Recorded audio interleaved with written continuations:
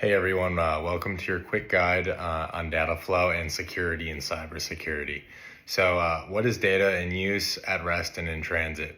The easiest way to do it is imagining your data as like money, right? So, data at rest, for example, that's like money when you put it in a bank vault. So, it's stored on a hard drive, an SSD, or a cloud storage.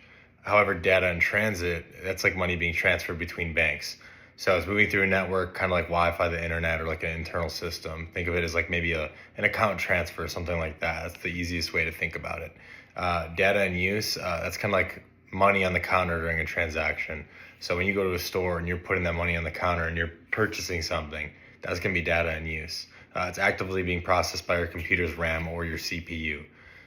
So obviously in cybersecurity, the most important thing is how are we going to secure the data in each of those states.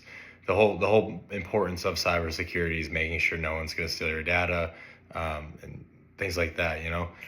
So how do we do that? So data at rest, we use encryption like BitLocker or full disk encryption. It helps lock your stored data. You can also implement access controls and strong authentication so that only the right people can get into it. So you know how every time that you're trying to get into maybe your bank account or something important, you have the two-factor authentication. The annoying thing that a lot of people get upset about, that's to protect your info.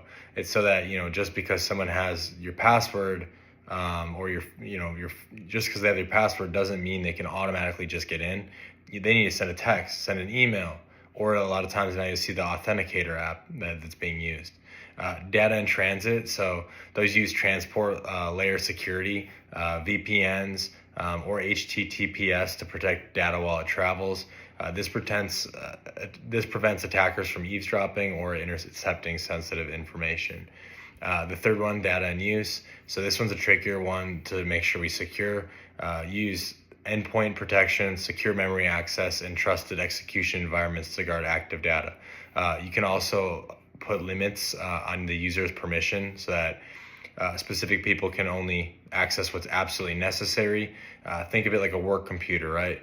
There's going to be restrictions on that. There's going to be permissions that you don't necessarily have. Just because it's available and it is a computer doesn't mean you automatically get permissions to that. So how does the strategy change based on the data state? So for each state, it requires different tools. For data at rest, the goal is to protect against physical theft or unauthorized use. However, for data in transit, it's focused on protecting against interception or tampering while the data is in transit. For data in use, that's preventing active exploits like malware or memory scraping. So just kind of a final tip for you guys, always ask yourself, where's the data right now? That kind of tells you what kind of security to use. So thank you so much for watching, and remember, protecting data means protecting people.